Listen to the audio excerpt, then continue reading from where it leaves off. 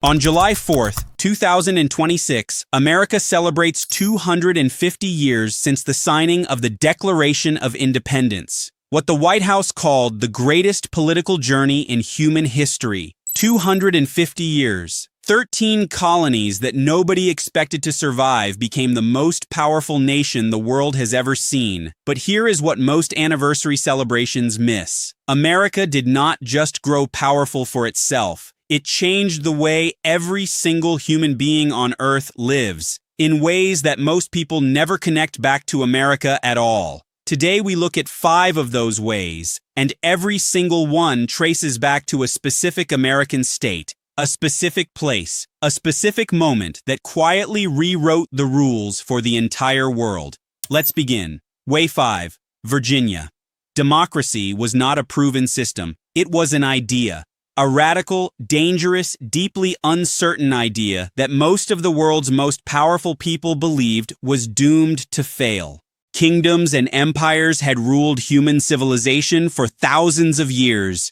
The concept that ordinary people could govern themselves, that no king, no emperor, no inherited bloodline was necessary to run a society, was considered by most of the world's leaders to be dangerously naive. History, they argued, had proven that ordinary people needed to be ruled. Self-governance, they insisted, would collapse into chaos within years. Virginia was at the center of the founding era. George Washington's Mount Vernon, Thomas Jefferson's Monticello, James Madison's Montpelier, all in Virginia. More of what made America happened in Virginia than in any other state.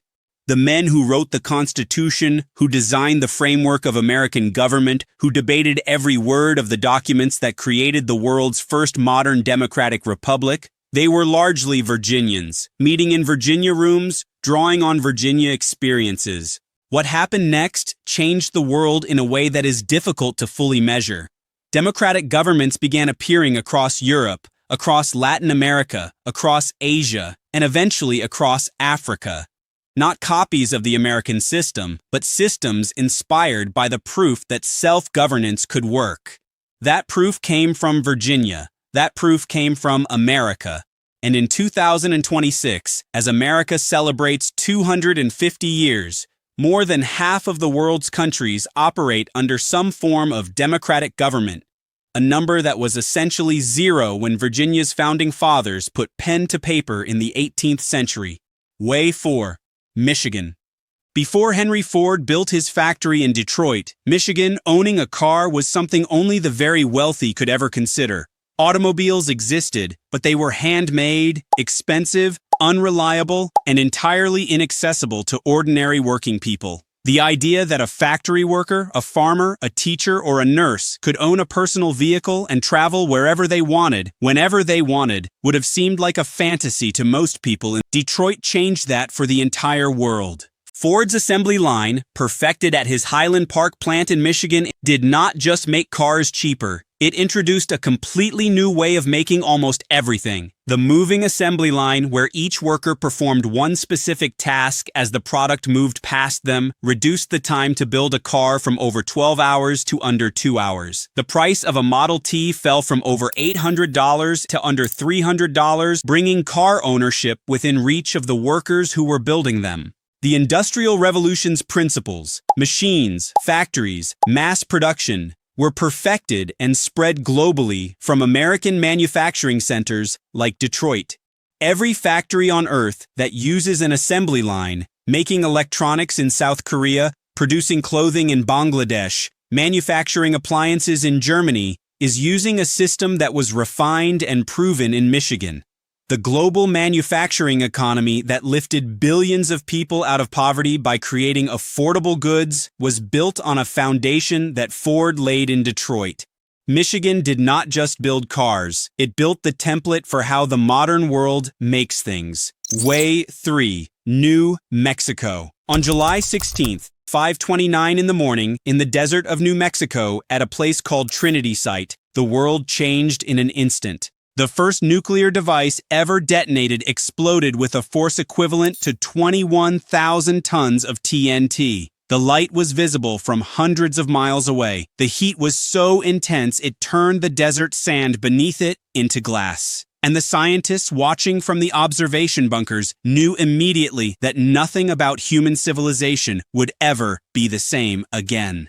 American Robert Goddard launched the first liquid-fueled rocket from a Massachusetts Fox and further developed the technology on a testing range in New Mexico, laying the groundwork for both the space program and the nuclear age that followed. The nuclear program that culminated in New Mexico's Trinity test was built on research conducted across multiple American states, in laboratories in Tennessee, in facilities in Washington state, in university classrooms in Illinois and California. But it was in the New Mexico desert where the atomic age was born. The nuclear age changed warfare, changed geopolitics, changed international relations, and paradoxically, changed the calculation of war itself. The existence of nuclear weapons created what strategists call mutually assured destruction, the understanding that a nuclear war between major powers would destroy both sides completely. Some historians argue that this calculation, as terrifying as it is, prevented direct military conflict between major world powers for the 8 decades. The longest sustained period of non-war between the great powers in modern history began in a New Mexico desert on a summer morning. If this video is connecting America's history to the world in ways you never expected, subscribe right now.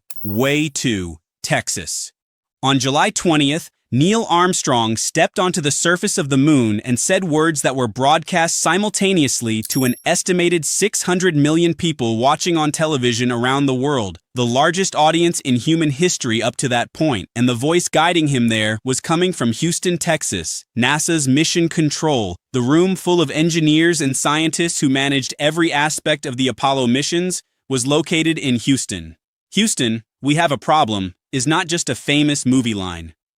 It reflects the actual operational reality that Houston, Texas was the nerve center of humanity's greatest single technological achievement. The moon landing inspired scientific innovations that are now taken for granted around the world, including TV satellite dishes, medical imaging devices, smoke detectors, fire-resistant materials, sunglasses, global positioning devices, and food preservation processes. From memory foam used in hospital beds and helmets, to wireless headsets, to cordless tools, NASA inventions created in support of the space program have contributed to improving the lives of people on every continent. The GPS system in your phone that tells you exactly where you are at any moment. That technology came directly from satellite navigation, developed for space exploration, managed out of Houston. The medical imaging technology that doctors use to see inside human bodies without surgery, developed from space program research. The water filtration systems used in developing countries, originally designed for spacecraft. Texas gave humanity the moon, and in doing so, Texas gave the world technologies that have saved millions of lives and made billions of lives measurably better. Most of them never knowing that the source of those improvements was a control room in Houston. Way 1, California. A computer at UCLA in Los Angeles sent a message to a computer at Stanford Research Institute, also in California. The message was supposed to say, "Login." The system crashed after the first 2 letters. The first message ever sent over what would become the internet said simply, "Low." It took less than 30 years for that accidental 2-letter message to become the foundation of a communication system connecting 8 billion people. The rise of digital technology connected billions of people through smartphones and social media, allowing information to spread instantly around the world. And the companies that built this system were almost entirely built in California. Apple, Google, Meta, Netflix, Nvidia, all California companies. The iPhone that a farmer in Kenya uses to check crop prices, the Google search that a student in Pakistan uses to research a school project, the video call that a family in the Philippines uses to stay connected with relatives working abroad. All of it runs on infrastructure, software, and hardware built primarily in California. Today, technologies such as artificial intelligence, satellites, and advanced robotics continue to reshape society, and the companies leading that transformation are overwhelmingly headquartered in California's Silicon Valley. Before California's technology industry built the internet and the smartphone, the flow of information across the world was slow, expensive, and accessible only to institutions and governments. A letter took weeks. A phone call between continents cost a month's salary. Access to libraries, to universities, to the accumulated knowledge of human civilization, available only to those physically near those institutions. The internet ended all of that. A child in a village with no library and no university now carries more accumulated human knowledge in their pocket than any library on Earth held 50 years ago. That change, arguably the most significant change in human communication since the invention of the printing press, was built in California. 5 states. Virginia showing the world that self-governance could work. Michigan teaching the world how to manufacture things that ordinary people could actually afford. New Mexico ushering in a nuclear age that reshaped the calculation of global conflict.